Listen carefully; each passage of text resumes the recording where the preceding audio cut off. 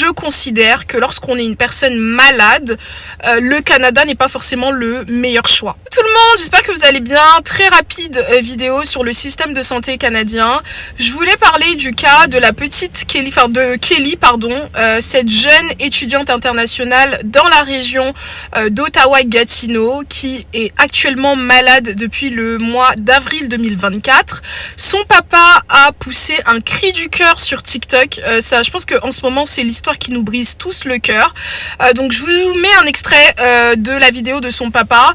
Ensuite, nous allons parler de ce qui se passe du système de santé au Canada et de pourquoi je considère que lorsqu'on est une personne malade, le Canada n'est pas forcément le meilleur choix. À la fin de la vidéo, je vais vous donner aussi des petites perspectives et voilà. Et puis, n'oublions pas aussi que je suis pas en train de parler personnellement de son cas, donc je ne dis absolument pas qu'elle était malade avant de venir au Canada, mais ce qui lui arrive en ce moment, c'est dramatique. Je m'appelle Maurice. Je suis un Camerounais résident à Douala. On envoyé ma fille au Canada depuis août 2023 au collège Boréal à Ottawa. Au milieu de sa première session, quand je l'ai inscrit à Boréal, elle commençait à avoir un mal de ventre. On est allé à l'hôpital. Elle est partie à l'hôpital de Gatineau at All. Là-bas, on lui a fait une biopsie étagée. On lui a fait encore l'oscopie. Malheureusement pour elle, elle ne peut pas avoir de résultats parce qu'elle n'a pas une assurance. L'hôpital lui dit que l'assurance de son collège est une assurance privée. Quand elle appelle dans les hôpitaux privés, on ne la reçoit pas. En ce moment où je vous parle, je suis en détresse. Je suis complètement en détresse. Elle est dans sa chambre seule. Elle vomit, elle ne mange pas, elle se fatigue. Son sang se vide et elle part petit à petit. Mes larmes vont dans les cœurs de chaque âme sensible. Je prie d'abord les dirigeants du collège Boréal de trouver une clinique privée qui peut accepter leur assurance et soigner ma fille. Je vous invite tous à suivre l'histoire de Kelly en allant sur les réseaux sociaux, je suppose de son papa ou en tout cas d'un membre de sa famille. Donc c'est NJ_Pedro.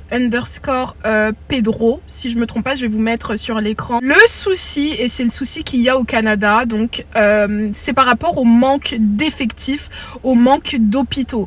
Alors le Canada, c'est un très grand pays, c'est un pays développé, mais malheureusement, on a énormément de problèmes, on va dire, logistiques en termes de santé et de ce que je comprends, elle est partie plusieurs fois aux urgences et le problème c'est pas qu'aux urgences on ne la prend pas, mais le souci c'est que aux urgences on lui demande d'aller voir un gastro, donc un spécialiste, et toutes les personnes qui sont au Canada savent que le souci lorsque tu as un problème de santé, c'est ça s'amplifie lorsqu'en plus de ça, tu as besoin d'aller voir un spécialiste. Et c'est ce qui se passe en fait. Elle n'arrive pas à être soignée par le spécialiste qui va lui expliquer qu'est-ce qu'elle a exactement à son ventre. Et voilà, donc pour parler du système de santé canadien, c'est pareil pour tout le monde. C'est-à-dire que tu sois résident permanent, nouvel arrivant en permis de travail fermé, ouvert, que tu sois canadien, tu galères parce qu'on n'a pas de soignants.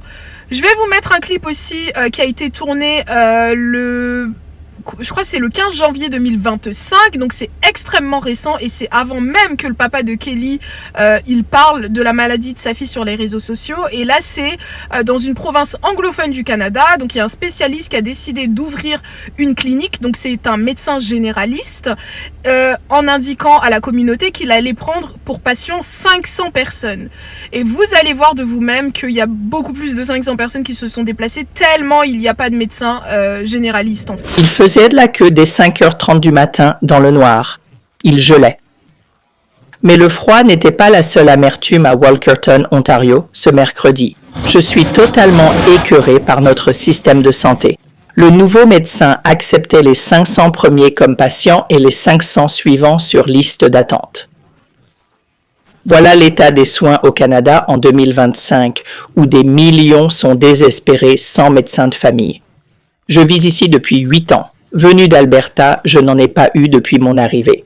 Le même jour à Vancouver, CTV révélait la mort d'un urgentiste après plusieurs gardes.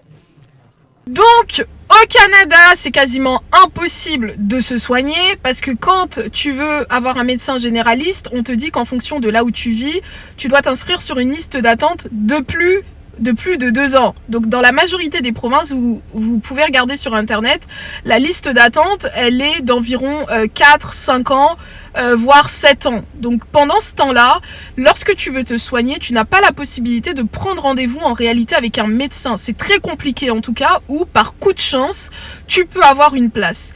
Donc pendant ce temps-là, tu es obligé d'aller aux urgences. Le problème des urgences, c'est qu'ils sont trop engorgés vu qu'il n'y a personne qui est un médecin de famille et il n'y a personne qui peut avoir la possibilité de voir un médecin.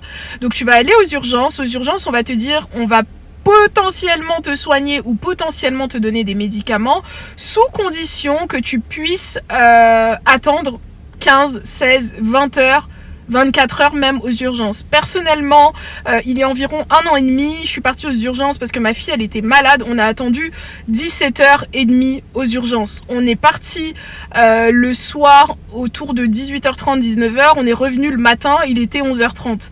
Mais vraiment, c'est pour vous dire à quel point c'est catastrophique. Le souci donc aussi, l'un des points aussi que j'aimerais évoquer, c'est par rapport aux spécialistes. Si, pareil, je le dis tout le temps, mais faites vos recherches, vous allez vous rendre compte qu'il y a beaucoup de Canadiens un peu plus fortunés qui, lorsqu'ils ont des problèmes et nécessitent de voir des spécialistes, donc c'est pas des médecins généralistes mais des spécialistes, ils décident d'aller aux États-Unis ou en Amérique latine. Pareil pour des étrangers qui sont notamment issus de pays développés.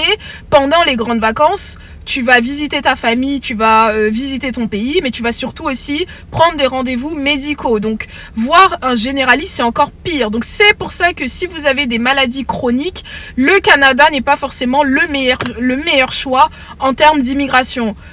C'est pas moi qui le dis, vous pouvez vous renseigner, c'est des journalistes, c'est le gouvernement, c'est tout le monde qui dit ça, parce que vous allez aggraver votre état de santé ici, parce que entre le moment où on va vous prendre en charge et le moment où la maladie elle a commencé, il y a plusieurs années qui se sont écoulées. C'est pareil pour les opérations, vous pouvez avoir un médecin généraliste, un médecin spécialiste aussi, mais il y a tellement de retard, notamment depuis la Covid et l'arrivée de nouveaux arrivants en masse, que on va pas forcément vous permettre de vous faire opérer rapidement. Donc pareil, même pour faire une opération urgente, vous allez attendre des années. Donc que vous ayez une assurance maladie, pas d'assurance maladie ou la résidence permanente ou autre, ça c'est vraiment les réalités. Maintenant, qu'est-ce que vous devez faire? Moi, je conseille à tout le monde déjà d'évaluer ses conditions de santé avant d'immigrer au Canada ou même aux États-Unis.